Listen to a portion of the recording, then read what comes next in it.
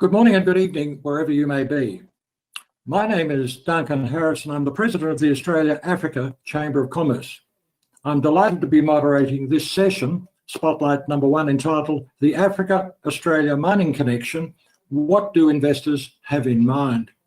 Our objective in bringing this to you is to provide you with insights from some key investment players in Australia who will unpack the current investment climate across African markets, along with the challenges and opportunities that exist in emerging markets. They'll drill down into the do's and don'ts of doing business in Africa from an Australian perspective. How to get and maintain a license, investment opportunities, what you need to know, how to find a good partner and structure your business, understand the market and territories in which you work. To address these issues and more, we've assembled an outstanding panel. They are Witham, the CEO of AAMEG, the Australia-Africa Minerals and Energy Group. Edelman, partner in M&A corporate with Norton at Fulbright. And Ben Gargett, the Australia practice leader for PwC Australia. I will invite each of our speakers to provide us with an initial opening statement, which will then be followed by some questions we've already prepared.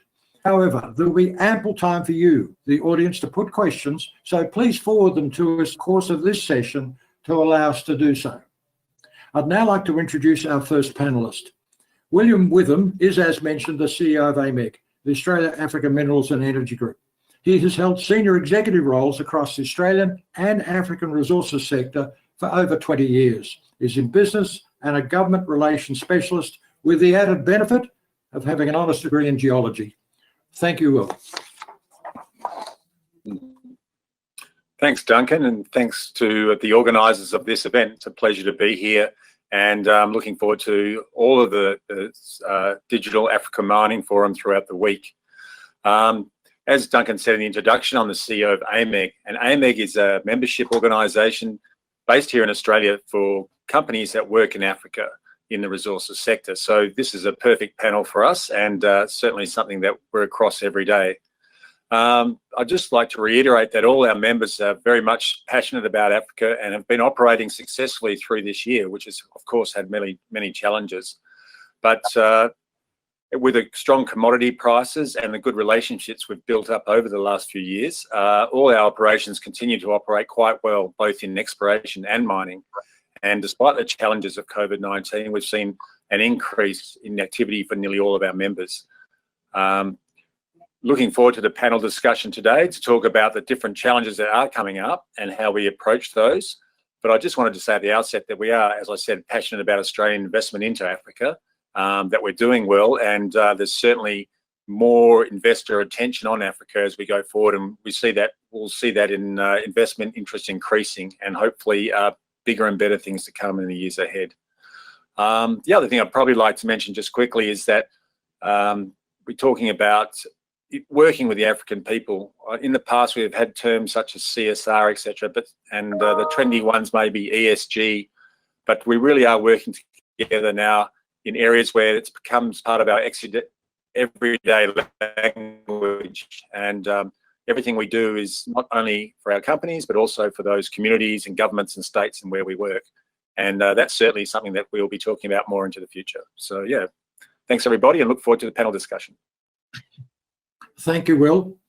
Our second speaker is Adam Edelman, a partner with Norton Fulbright. Adam has extensive international experience, gained both working in the private practice and with one of the world's largest global banks. He's experienced in the regulated and private mergers and acquisition space, equity capital markets, and general public company in Australia's ASX and Hong Kong Exchange advice. His clients are predominantly in the mining and energy and financial institution sectors. Welcome to you, Adam.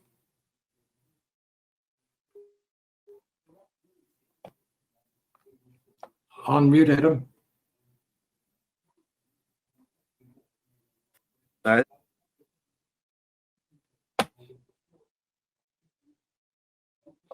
No. Okay, should be off mute now. Didn't want to go off mute. Again, thank you, Duncan. Hi all, good morning, good evening, and I guess everything in between. As you said, Duncan, I'm an M&A partner based in Perth at Norton Fulbright. I started my career back in 2003 and really rode the wave that was the Australian mining boom, probably, I guess, through to its inevitable bust, and then back up again, I suppose, before spending about 8 years overseas in Hong Kong, Dubai and London, before returning about 3 years ago to Australia. Given I'm sitting here on this panel today, I suppose it won't come as a surprise that I tend to operate in the mining and energy space, and in recent years have had quite significant sort of African experience, and recently with the DRC, Eritrea, South Africa. I'm also an AMPLA WA committee member and a regular AAMEG attendee, of course. I guess to channel my inner Trump, I expect that we're going to cover some magnificent, beautiful, and probably the best topics today.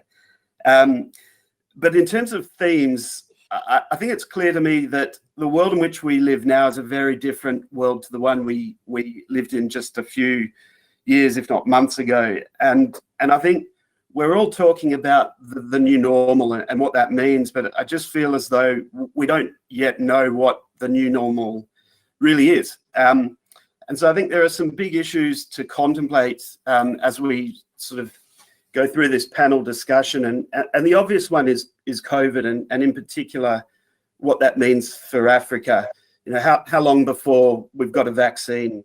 The Pfizer vaccine that we've all heard about recently requires a supply chain where it's kept at minus 80 degrees. So, you know, how do you get that through Africa?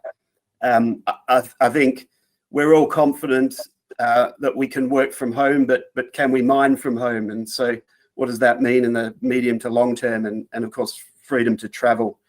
We've got other issues like climate change and renewables.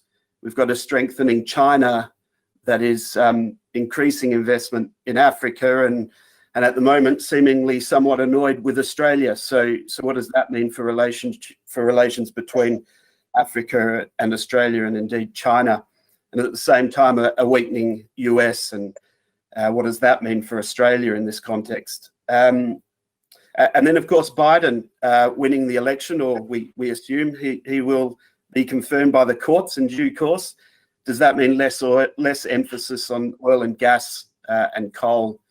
And then on top of all of that is the rapid technological change that we've all seen, even in terms of Zoom and what it's meant for business, but also remote and automated mining and advances in exploration techniques. So I think all of these things are going to have an impact for us on what we start to consider the new normal. And I think it's important that we keep those issues in the back of our minds as we sort of consider the Australian and African mining connection.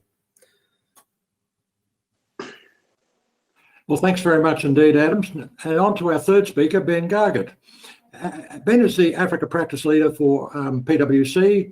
He specialises in the resource sector, primarily in mining, but also in oil and gas. His passion, and it's no small measure to call it a passion, is in the mining sector, and has led to the development of PwC's Africa practice, which he leads nationally, connecting Australian companies with PwC's extensive African network. He's been a regular traveller to Africa. He is a respected speaker, and he speaks with great insight. Welcome, Ben. Well, thank you, Duncan, and thank you for the kind words of introduction. And hello, everyone. Wonderful to be with you all today through the technology we're using. Yes, as Duncan mentioned, I did catch the Africa bug, and in my mining travels, and I've been very fortunate to build what we call our Australia-Africa practice, which similar to what William said earlier, fits really nicely with the topic of conversation today, where we look to support and help Australian companies that are operating or seeking to operate and work on the continent through connecting them with the right people and providing a real support role out of Australia. I might just make a couple of comments slightly different to those before me, and just share some views we have around this topic of investment. And we would say that Africa, our perspective is very positive on Africa and the opportunity and potential there, particularly in the mineral sector, where it's highly mineral prospective. And on a relative basis, particularly, we would say to our own backyard, explored.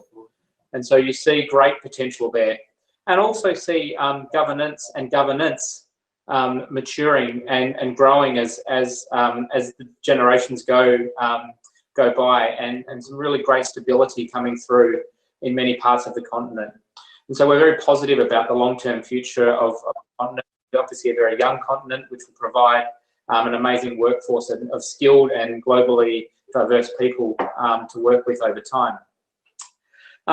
Probably from the company side, of course, it's been a very challenging time, and we all are aware of what operating has been like most recently over recent months through the COVID-19 challenges. But even before that, particularly for the junior sectors, funding had been a little hard to come by. And so it was a bit of a rough time. But what we have seen is that there is a lot of investment money floating around looking for a home. And in a world of low interest rates or no interest rates, or even maybe negative in some cases, that investment money is looking for somewhere to go and is looking for risk on which it can be rewarded. And so that gives great opportunity. And as we've seen through AAMEG and other places, great investment in some of our Australian companies to operate that and to use that to discover mines and operate them. And we really look to the mining companies to work very closely with their host governments and the communities as a way of operating sustainable benefit to all.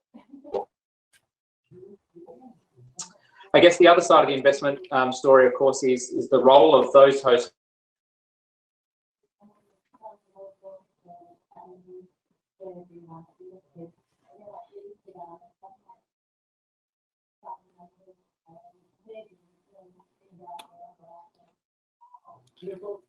Have we lost Will? Sorry, have we lost Ben? Looks like it at the moment. Well, look, if So Ben would have more or less, I think Ben will have more or less concluded his introductory remarks. Perhaps, if I may, we can go to some of the first questions. And the first one actually comes to you, Will. It's Will, AAMEG aims to be the bridge between African government and Australian companies to raise the profile of significant investment and contribution that Australian players have made in Africa. For the last 6 months, what have been the main challenges for Australians operating in Africa, and did it affect their commitment to the region? Yeah, thanks for that question. I think that, the main challenges have been around, obviously, the COVID-19. In terms of AAMEG has helped out a lot in terms of getting people in and out of the countries.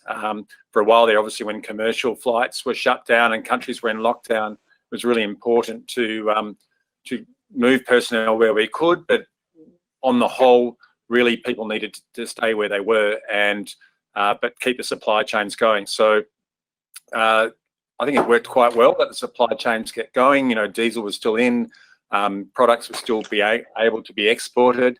And last few months, I guess that pressure has gone off a little bit. But what it did, in some ways, I think it actually has strengthened the companies even more. What it's really made it do is the people within the countries, as I mentioned before, really had to step up to run a lot of these operations. And we've seen a lot of companies now have almost 100% local workforce, a big drop off in the expatriate percentages. And in all cases that I'm aware of, there has been, in fact, an improvement in operations. Also, on the back of that, there has been a lot of new deals. So if we look at Mali Lithium, for example, has just changed its name to Fifinch, has just purchased a gold mine in Mali. So despite, there being a change in government and a military coup in Mali and elections coming up, etc., they are able to progress with a sale or the purchase of a gold mine, have employed new personnel on the ground there that are very experienced from some of the other operations. And that's an example of things moving forward. Again, in Côte d'Ivoire, we have Tieto Minerals, we have Perseus building and almost completing their second gold mine there. quite a few transactions occurring in those countries. So in some ways, we've had to rely on those relationships we've built up over the years. We've had to embrace technology, which obviously, as we are doing today on Zoom and other platforms, and we've had to, and the Africans in a lot of cases have stepped up. So in all of those things, I think that's strengthened the way that we're going to go into the future. And, you know, the investment markets, the capital markets, the banks have all seemed to embrace those changes, and certainly hasn't scared off investment from my point of view at all. Well, Adam, if we could throw to you, looking at the strategic African markets and regions in which Australians operate, a stable legal and fiscal framework is a key for juniors and investors looking at limiting risk. What countries and regions would you put on the podium and why? Yeah, thanks, Duncan. It's an interesting question, and it's a difficult one because on one hand, as you say, Australian investors will naturally look for a stable legal and fiscal regime and indeed economic and political regime or framework as well. But first and foremost, they're really looking for a return on investment. So I don't know if you can look at one without the other. It's really an equation that everyone needs to go through, and you can see this fairly clearly so if we take the current risk rankings for African jurisdictions, and I know there are various outlets that will publish these, but broadly speaking, lowest risk Mauritius, then Botswana, Namibia, South Africa. But whilst Australians love to holiday in Mauritius, they're not really investing in mining projects there for the most part. And I guess this highlights the importance of that risk-reward equation. They're the risks that the risk ratings that we have become used to seeing. I guess there's also the overlay of COVID-19 in the continent. And the general consensus is that Africa will be disproportionately hit. Risk-averse investors are likely to withdraw, but then you have to balance that with the additional funds that are flowing around, as Ben has just said.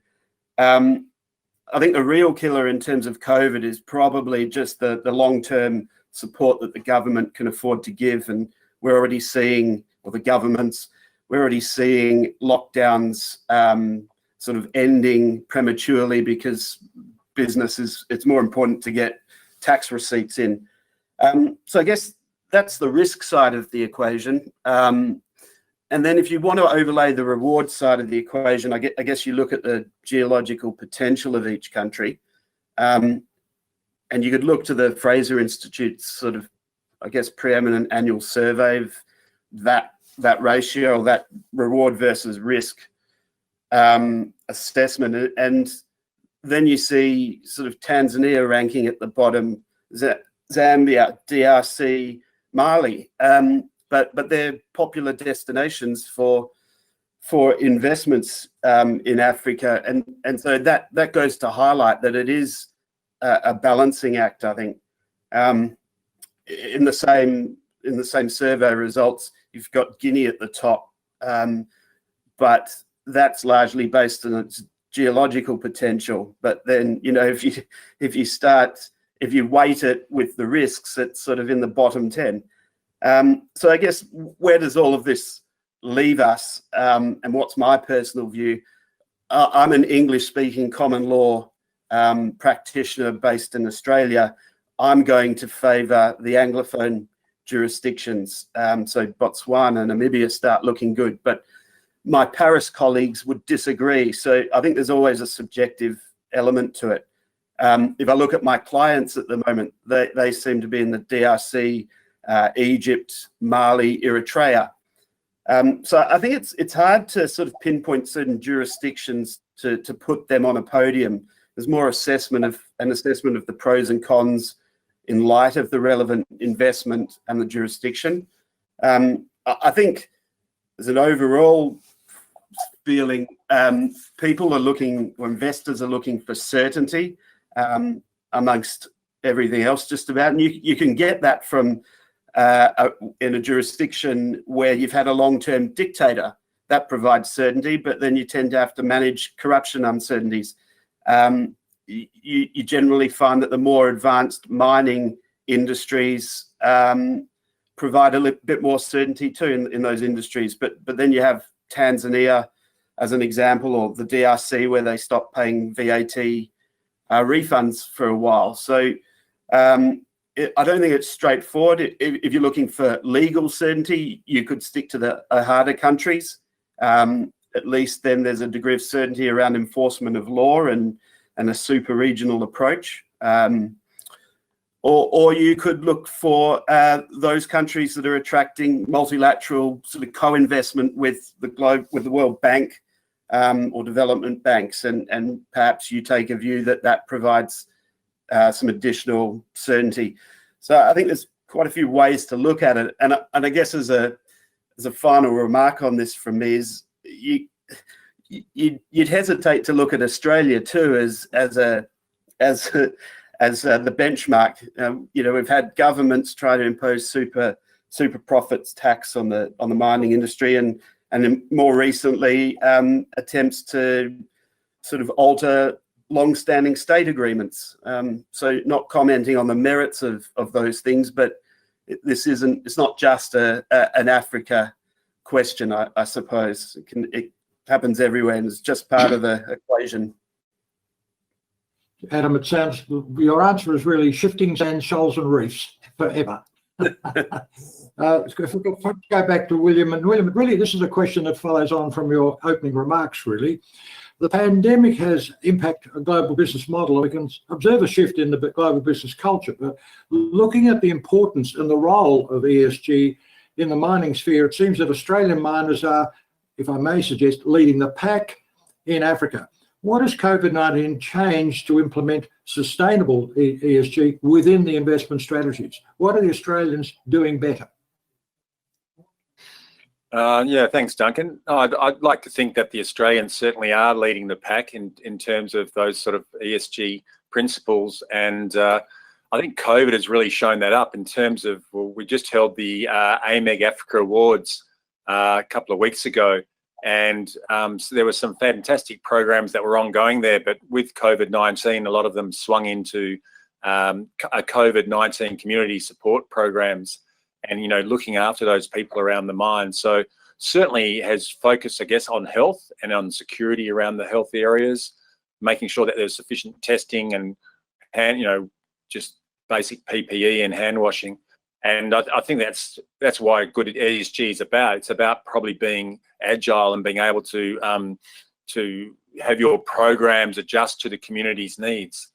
Generally, though, obviously we're looking at more long-term effects, the long-term effects of the mining communities, training people, setting up agricultural projects around the mines, and having, looking at the transition of those mines to other economies when the mines eventually close down.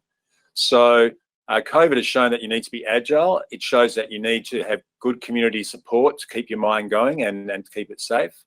And those practices and principles I think are improving all the time. And that's why something like the AAMEG Africa Awards, or awards where people are showcasing their projects, are great learning stories for other companies looking at how to do it well. And when you look at some of the competitors, I guess, if you look at other investment countries such as China or, out of Europe or North America, we want, African countries to say, look, we want Australian companies here. We like the way the Australian companies operate. They do care about our people. They do what they say. They're good miners, and we're dependable. And I think through COVID, the best thing we can be shown to be is dependable and be there for our people. So, but everyone needs improvement. We've got to keep learning. We've got to keep adjusting to the international rules and policies. So we'll do that as well. But yeah, I certainly like to think that Australia is right up there. Well, thanks for that. A question now for both Ben and Adam.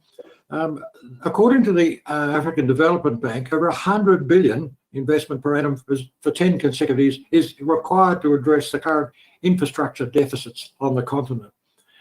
How have African governments sought to unlock private sector financing, and what would be the impact on the mining sector if they were successful? Who would like to take that first? Sure, Duncan, I can take that first. I'm sure Adam's got some things to add along as well.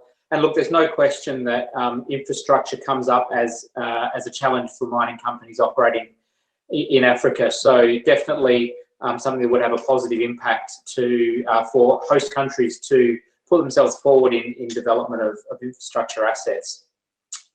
First thing I'd say is probably not dissimilar to something I said a little earlier, is that there is funding out there. And particularly in the space for infrastructure assets, which are seen as more of a defensive nature type investment that do generate a return over time, that might be backed, for example, by offtake or power type taking or water taking type arrangements with the private sector. There is certainly funding out there for those assets that governments in Africa, I'm sure, are already talking to and can tap their way into.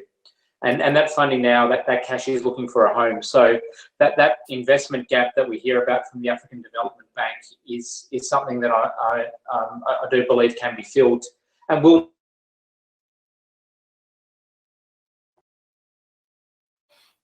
Is while the mines that the infrastructure might be built for, or indeed just more broadly the infrastructure itself or the cities for which that is built isn't mobile.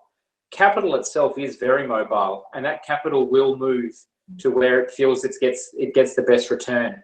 And that's something that governments all around the world, indeed, and Adam was referring to our Australian government earlier with our super profits tax that was proposed, something that all governments around the world need to be well aware of, that the capital that funds these sort of investments is very mobile and will move itself to where the investors feel they will generate an appropriate return for the risk that they are taking on. And so therefore, what can governments do, African governments individually do, is they can make themselves attractive in the way that they set themselves up. And there's probably two key things that I talk about in that space, Duncan, and Adam's actually mentioned one of them already. There's stability and there's certainty. By stability, we refer to the stability of regimes, the stability of tax infrastructure and rules, the stability of legal rules and systems. Infrastructure, like mining, is a long-term game, and significant capital is invested upfront that generates a return over many years.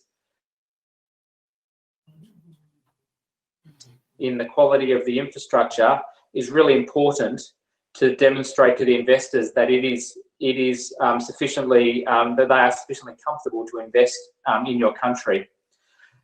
Trust, of course, and that confidence is hard won and easily lost, unfortunately. The second area I'd say is certainty. And so by certainty, I mean if the investor comes in and does all the right things, that operates in the manner that William was just describing, fulfills their obligations under their agreements, that they will be allowed to operate and retain their asset ownership, return some of the profits to their investors and so forth in accordance with the rules in which they operate. And that certainty is really important, but it's not something that we can take for granted. And we have seen from time to time certain countries on the continent not honour that, and assets have been confiscated, and that certainty is being pulled. But it's really important that if the investor company or the private or public funding that comes into that feels that they have the confidence that if they do the right thing, that they have that certainty over their investment. Adam, did you wish to add to that?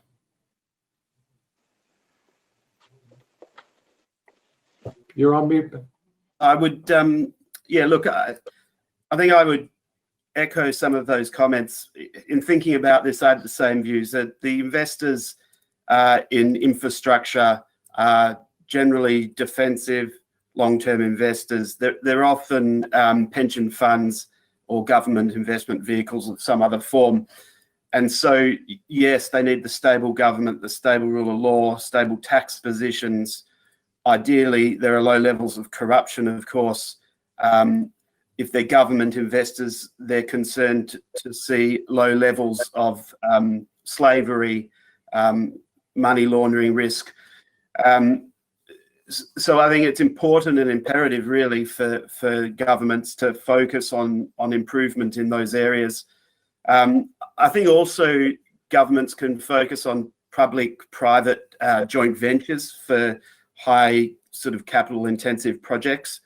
That provides some level of comfort as well to the investors in terms of hopefully some certainty. I think it's important as well for governments to encourage local community involvement, obviously with mining, but also on the infrastructure side. And of course, tax breaks and incentives for long-term projects never hurt.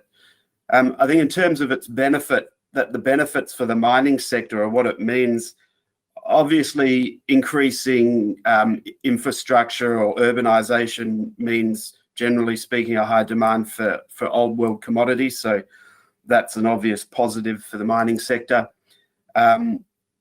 Better or more infrastructure spending generally means better roads, better ports, better rail, more consistent power. That brings down the capital and operating costs for mines if they're not having to build extensive roads and they've got reliable power. And I guess more generally, to the extent that governments are able to work on stability in all aspects of the country, they're just going to attract greater mining investment along with that infrastructure investment. And probably as a final comment, I think governments need to really consider investment in technology infrastructure as we sort of move forward. Whether that's high-speed internet, electric charging stations as we move in that direction, or even satellites. I think that's really going to be a focus of investment for some of these funds. It's going to require governments to invest in the technology, of course, and also education in the country. But that technological disruption, I think, is going to also see a sort of, and I suspect we'll come on to this in discussions shortly, but there'll be a change in commodity demand that goes with it. And so I think that will have an impact on the mining sector as well. Well, you've led Adam straight into the question to do with commodities, and looking at the commodity market in Africa, most Australian stakeholders are looking for safe haven. Given the recent jump in gold price and all that's been happening, God bless it, in Western Australia, what does it mean for other base metals and the global rise in the battery metals demand? Yeah, and again, another interesting question. And you don't need to look to Africa to see gold going crazy in terms of production and investment activity. It's very much the case across the globe and indeed in Western Australia. And there's a few things, I think. Firstly, nothing's forever. We've seen gold boom and bust over its history, really. We've seen it come off the boil in recent days as the prospects of a COVID vaccine are strengthening, and also we're seeing some stability in the US. And then, of course, you've got funds that just don't have a mandate to invest in gold, as it's an investment class or a class of investment as opposed to a mineral or a resource in its own right.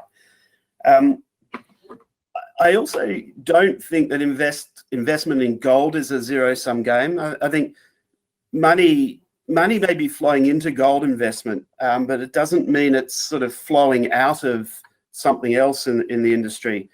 And I think Ben's touched on this. Governments around the world are printing money and lending it for free. So really, we're just seeing a net increase in investment. So I don't think it's necessarily going to come from base metals or battery metals and into gold. And then if you look at the demand side of the equation, the drivers for new technology, metals and minerals like, I don't know, lithium, copper, cobalt, mineral sands, those drivers are structural in nature and they're not going to stop overnight. So, I mean, I suppose you could take cobalt as an example. It's a battery it's a battery metal. Its demand is there, supply is there, and it's only going to grow with electric cars, amongst other things. But then it looks like by 2025, 20% of it might be recycled from old batteries. So that's going to suppress demand somewhat. And Tesla and others are working on non-cobalt batteries. So you probably can't generalize across the battery metals industry either.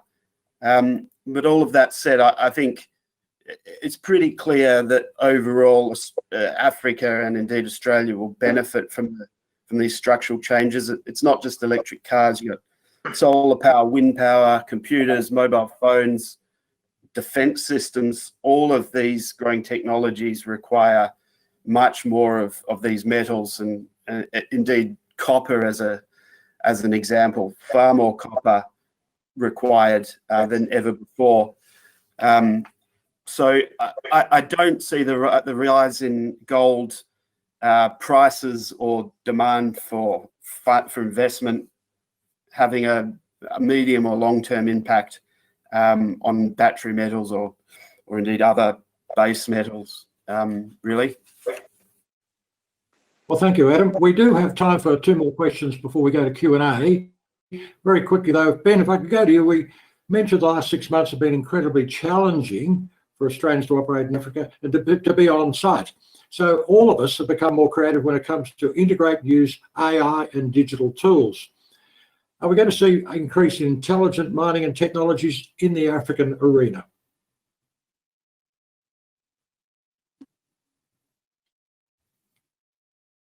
You there, Ben? And indeed, Ben might be. Let me start again. Duncan, thank you for... Did you hear the question? And yes, we are already actually indeed seeing this investment into intelligent mining, into technology across the mining sphere, and particularly into Africa.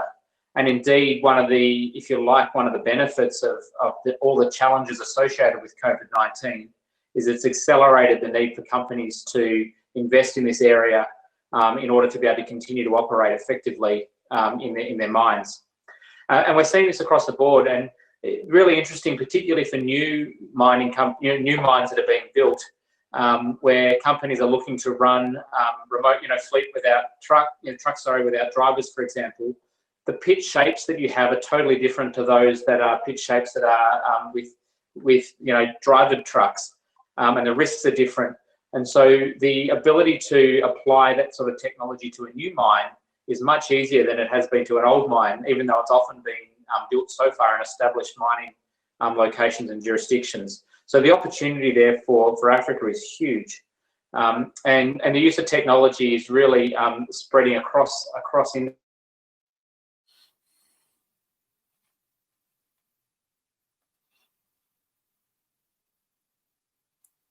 to have the tools, and you referenced AI or other things to be able to interpret that and use that just to help you gain that little bit extra on efficiency, on productivity, on safety, or on cost, is an opportunity for companies to make a real difference to themselves. And indeed, what it does over time is it makes more marginal assets come out of that marginal category and become more profitable. And therefore, what it should do is help us open up more operations throughout Africa. So a huge part of the future, and Adam referred to in the infrastructure discussion, the need for governments and countries to think about infrastructure in this space, and I'd absolutely echo that comment as well. Okay, well, William, back to you, if I may, for this question. Australian businesses and the economy have historically turned towards China and Southeast Asia. However, in the last 10 years, we're seeing a significant increase in businesses and investment in Africa. So what do you think needs to be done to speed up more investment to be part of the African economic growth? Yeah, that's a good question, Duncan. Yeah, I'm not really fully aware of that. There are some the last few comments from the panelists were very interesting. And we sort of go back around to the battery metals case. For example, we're getting a lot of approaches now from European and North American, both investors and end users of battery metals, they are very interested in us going into Africa as opposed to Australia, in that there is a push to produce all these commodities ethically, but they also want to obviously help a lot of these developing countries. So I think a lot of the, besides the great geology, which Adam mentioned before, there is probably also a need for the international investment community to make a considered decision to invest in Africa as opposed to other jurisdictions. And I think that is happening. It's certainly happening through the European and through the UN, where they need, they like to see, as I said, ethical and technological change, but for those investments to be made in African countries. And therefore, we are competing, of course, with Chinese and other investment in those countries, but there has to be some sort of conscious effort probably from the end users and the OEMs to invest in those commodities in those countries. I think that's where it's going to come from. Part of the supply chain. Well, thank you very much indeed. And gentlemen, they're the questions that we have in advance for you. We're now going to, if you just stand by, we're going to go to live Q&A. So just stand by, please.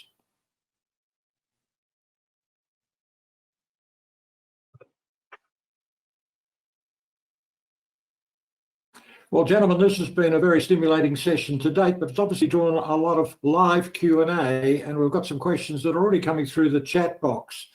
And one, if I think at the outset, Ben, would be very appropriate for you. You've mentioned that there was an investment floating around and waiting for a home.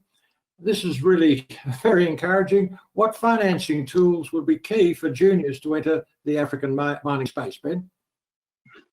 Yes, thanks, Duncan. And it's a question that we obviously get asked quite regularly at that part of the market.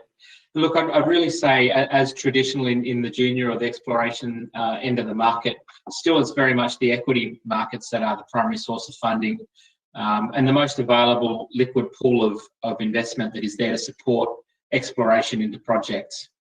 What we have seen happen, though, is in equity markets over recent times is, of course, the markets are actually, despite everything with COVID-19 and beyond, are actually in quite a good position.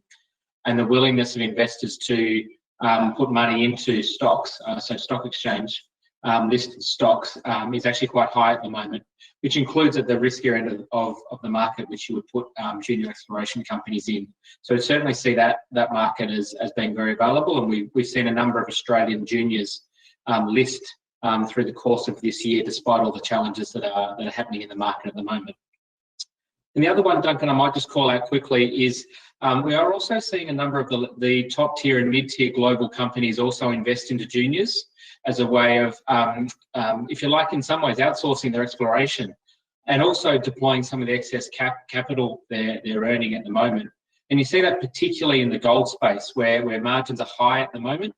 And but new discoveries are hard to find, and we're seeing a number of the global majors and then the global mid-tiers investing into juniors at that exploration stage to fund them as they go about their work efficiently and effectively, and that's happening in Africa as well. And we've got a very good example there with Sandfire too, which is doing much the same, isn't it? Spreading excess cash into juniors. Thank you, Ben.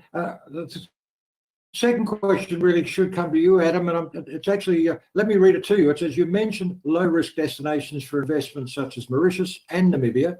We also know that there is risk, but where there is risk, there is high ROI. The question is, what should commodities be in the favour? I'm sorry, this is not very well expressed. What commodities will be in favour of such juniors? Where do they need to do things differently when approaching Mauritius, which is considered safe, as against the DRC?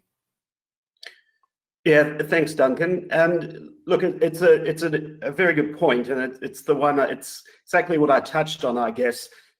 Really, at the end of the day, you can't look at risk in isolation. You have to look at it with reward in mind. That's what we're all after. So it's the risk-reward equation. I think in terms of dealing with risk, I think the first thing one has to do is really understand the regime and the risk profile in the relevant jurisdiction. Not just from a legal perspective, but also political and social. without understanding that risk, there's no way you can really adequately mitigate it. So that would be the first thing I would suggest. In terms of how you can mitigate some of the risks in the higher risk jurisdictions, I suppose, you know, I could sit here and list off 100 risks. I won't do that. I think a key risk at the moment really is this license to operate. Everyone's sort of using the term and talking about that, but you can't pay that lip service anymore. It's not just environmental and social issues that one needs to be aware of. I think if going into a project, one needs to look at the local environment and accept that there is an expectation now of shared value outcomes. And that's only going to get, well, the expectation is really going to grow there, partly because of internet accessibility and a general awareness in community. So I don't think that's something to be resisted. I think it's something that companies have to take on board and work with. And I think for the most part, there'll be mutual sort of benefit, I suppose. So that's probably a key way to mitigate risk, get local buy-in. Some of that can be assisted with development bank involvement. That's always seen as a positive generally. I suppose on the market side, what I've found interesting is often at the company level, especially in the junior side, there's a reluctance to sort of over disclose or to disclose too much about their risks and concerns. And I think that has to be tested and perhaps challenged, because at the end of the day, it is the markets where you are going to go to attract funding. And I think the more you keep them informed, the more they will understand the risks. And I suppose at the end of the day, that the greater the trust they will have in the company. So I think perhaps counterintuitively, but I think ultimately being very careful and open in your disclosure, I think will assist ultimately in funding some of the higher risk or perceived high risk projects. So I think that answers the question. I suppose in terms of the actual commodities, it's the usual suspects that people are chasing, especially gold at the moment. Copper and other battery minerals are going to grow, and companies will chase them into the riskier countries, frankly, if the price is right, as they say. And Adam, where would be the place of meagre insurance in this risk factor? Well, it's an interesting one, and COVID has shone a spotlight on that. We've had clients in the DRC that could not get key man risk insurance or other insurance to get expatriates into the country during COVID. It was just a sort of bridge too far for insurers. And that actually underscores the importance of getting local buy-in and local involvement in the project, because then you're less reliant on the expat expertise. In terms of more general insurance coverage, I think it comes down to specific projects and jurisdictions, and so it's pretty hard to sort of paint a broad brush over the lot of it. I guess. Well, I suppose to touch on Ben's point, there is a lot of money around, and that's the same for the insurers. So they have got pools that need to put to work, and so they're not sort of closing up the book as far as I've seen so far, anyway. Well, thank you for that. Didn't mean to throw a curly one at you, so to speak. Will, we've got a question here. Australia is a first world country, and generally speaking, this provides some comfort and certainty when investing in projects on the continent. Does the third world status that exists for most countries in Africa affect Australian investors' interest in the region, especially post-pandemic? It's a good question. Thanks, Duncan. Well, as you know, Africa is 54 countries, so I think lots of them are at different stages of their development and different areas of risk. But as Adam just said, there is a lot of money around, and Australian investment, there is a lot of lot of money going into Australian mining at the moment, but there's also a lot of mining investment money looking for a new home. And I think that there is, people are willing to take that chance, that risk and reward. We've recently seen quite a lot of money raised for projects in Guinea and Mali, and so I think that the appetite for investment is there as long as they think that the country is stable enough to progress its development. If the management team is right, that they can show that they have their ESG principles in place and good relationships on the ground. There's certainly very little impediment to investment at the moment for the right project. So, yeah, I think that even though Australia's going well, there's definitely appetite for investing into Africa. Duncan, I might just add something to that, if it's okay with you, just to build on what Will's just said. One of the really interesting things for me is that in that comment there around the first world versus third world, and I would actually look at it through a different lens. And as I said a little bit earlier in the presentation, it's the way the country itself is presented to outside investors coming in, and how do they encourage that foreign investment. And that doesn't really matter what stage of that economic development journey that you are on as a country. And for mine, it's all about the stability and the certainty that you offer. That if you can provide stable regimes, stable tax regimes, stable legislative and legal regimes, and political to a degree, but within the bounds of multi-party type arrangements, but also the certainty that if companies do the right things when they come in, if they comply with their obligations, they operate in a sustainable and effective way with their local communities, that their asset will be, their contracts will be honoured, and they'll be able to continue to develop that through. And they're the two key things that I think any country can do, and any country in Africa can do to be attractive, and indeed many have, which is why there's so many Australians that are invested in the continent. Well, thanks for that, Ben. This is a question which is to all panellists, and it's a very good one, actually. Do you have any figures on the Australian total investment in the African mining sector in 2019, and how has it evolved during the last few years? What are the main countries, also, what are the main countries in Africa where Australian companies are currently investing? I mean, Who would like to take that? Yeah, I can at least start, Duncan, and my numbers might not be necessarily current this year, but generally speaking, it's thought that there's around 40 billion of investment from Australia into Africa. It tends to be a fairly stable number, but then it's obviously one that is hard to really gauge properly. I think generally speaking, it tends to be into about 35 or so countries, and I suspect that there are ebbs and flows with whatever the commodity is at the moment. So at the moment, gold, obviously, and less coal. So I think we'll see a shift there. But as to the total investment, it's probably stable, albeit I'm sure there's been a drop through COVID as sort of, at least in the very short term, money's been pulled out to safe havens or perceived safe havens. But I don't anticipate that will last. Yeah, just building on Adam's comments there, Duncan.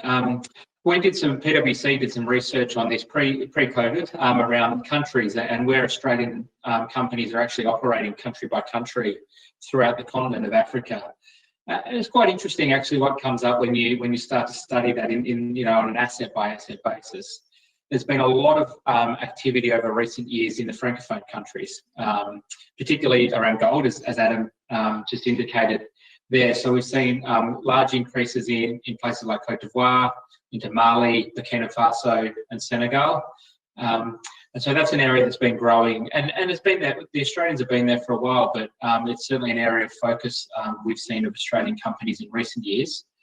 More traditionally, places like Ghana and then South Africa and Namibia in the southern part of the continent have been high investment destinations for Australian companies, and they continue to be areas of focus.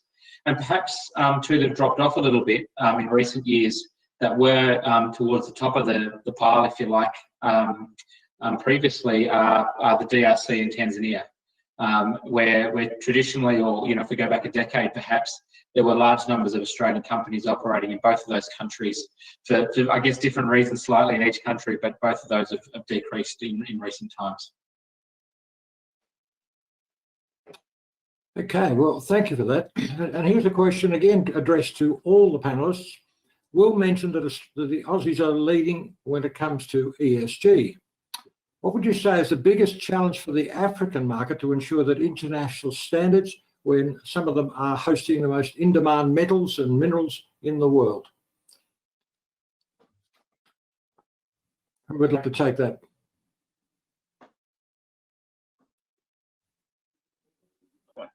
All right. Well, I'll have a quick crack at that one. So, yeah, I think it's very true that Australian companies are leading when it comes to ESG, and we've certainly been sought out in terms of ethical production of minerals. I think one of the challenges, I guess, they're talking about is some of these new age metals, where you're looking at most demanded metals and minerals. So besides gold, we're obviously looking at things like rare earths, cobalt, tantalum, lithium, etc. And a lot of those are occurring in areas which have their challenges, such as the DRC. I think there's a really good, strong relationship here. I think Australian companies are very good at exploring and developing and mining ethically. And of course, around the world, we're seeing a demand for ethically produced minerals. So if you're looking for your new computer or your new car or whatever made up of these new age metals, you certainly want to make sure, or you would like those to come from situations that are, from sustainable mining, responsible mining. And I think that's what Australians can produce. And there's a great tie-up here between Australian companies, African countries, and also the end users, wherever they may be, in sourcing this ethically placed material. And I think hopefully this will become the norm into the next few years. And I hope any of the African countries out there listening to today's podcast would be, please, think about, partnering with an Australian company, because I think you'll find that you'll win on both ends. Yeah, and Duncan, I'd just add to that the question talked a little bit around the challenges for African countries and how they can address those. And I think to the point that Will just made then, I think governments actually encouraging that ethical type investment, or those, compliance with ESG principles through their actions, in the way they reward contracts, in the way that they engage with companies once they have come into countries, and so that they recognise the importance of those standards and operating in those ways, understanding that there may be costs attached to that, and so therefore rewarding that and encouraging that will only encourage more investment from companies like ours who do certainly like to operate in that sustainable manner.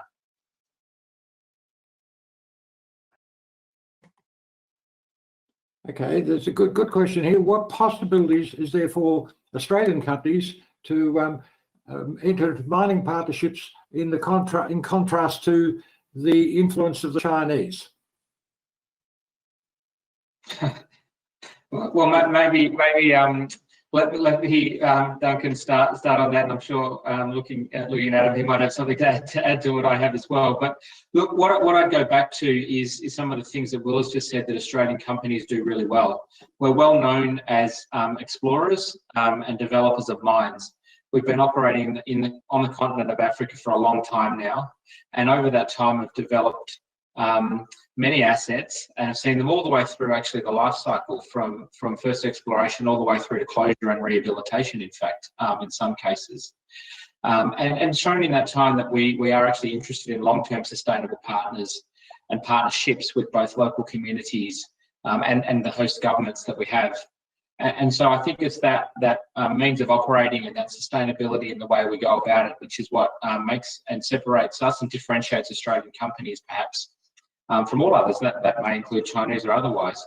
But I think we do have that track record, Duncan, and I think in many countries there'll be good examples of Australians who both recently and then over many years have operated effectively and have operated appropriately and sustainably across the continent. Yeah, and here's another question from Paul. In what region is the most promising for Australian investors looking at establishing sustainable junior projects? This might be one that you'd like to take up, Ben, or would you be across this? Yeah, well, Adam was just about to speak before. I don't know, Adam, if you wanted to go first. Yeah, look, it was just on the, I can touch on that too, but it was on the earlier question, just to echo your remarks, Ben, and also say that I think in Australia, we can't get too bogged down on trying to necessarily compete on price for every project, especially in the infrastructure space against China. That's sort of, it's not going to get us anywhere in the long term. I think we do need to focus on what we're good at, and that is that the long-term relationships, the technical expertise that Australians are known for in the mining sector. And really that's all we can really do, focus on what we do well. In terms of the next question, sorry, Duncan, can you ask me to repeat it? I've just managed to forget it then. Well, any more to add to that, gentlemen? Because I think we're probably just about to had our time in putting this together. I'd like to thank you all as panelists in contributing to this. I hope it's been good for our audience, but I'm very much appreciated the effort you all made to participate and to contribute to this. So thank you one and all. Thanks, Duncan. Thanks, everyone. Yeah, thanks. Thanks, everyone, for being online. It's been fun. Thanks.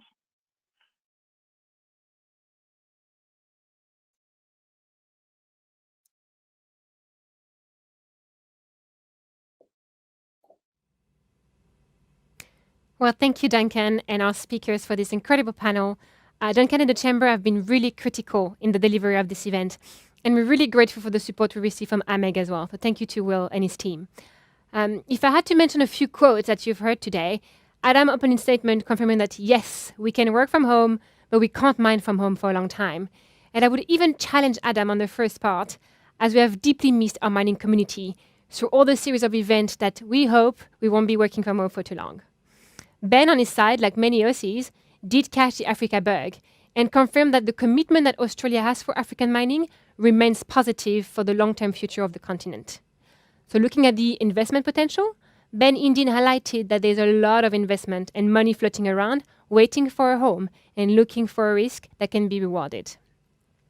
When it comes to decoding investor decision-making, William has reassured us as the pandemic hasn't scared investors off, but just changed the way they approach the investment and how much they have to embrace technologies. So what will Junior will need to remember? Well, make sure you have a good story and a good license to operate. Adam, on his side, also emphasized that the risk element is important for some destinations. We know that Mauritius, Botswana, Namibia, South Africa are ranking quite high compared to countries like the DRC that are quite, they're not, I would say, top of the class. But remember that they are welcoming significant investment. And we can actually tell that after running DRC Mining Week for the last 16 years. Where there is risk, there is room for amazing return on investment. So we hope that you enjoyed the panel. Remember, mining is a long-term game, so be patient. If you didn't get the chance to watch all the panel today, you're not too late, as all our sessions will be available live or on demand. Coming up next, our session at 1 o'clock GMT will be welcoming West Africa opportunities for juniors. This session will be sponsored by Second Sonic Technologies and moderated by Global Business Report. We would like to thank our partners and host, Rwanda Mines Petroleum and Gas Board, TSC, the stakeholder company, and Mining Review Africa for their incredible support in the delivery of this event. When it comes to your experience on the platform, remember that you can bookmark all your sessions in the Program tab and get reminders. Also, it's a good time to start chatting with the participant on the Attendee tab.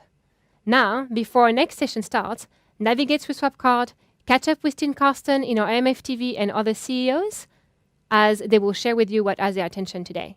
Don't go too far, as we'll be back really soon. Thank you very much.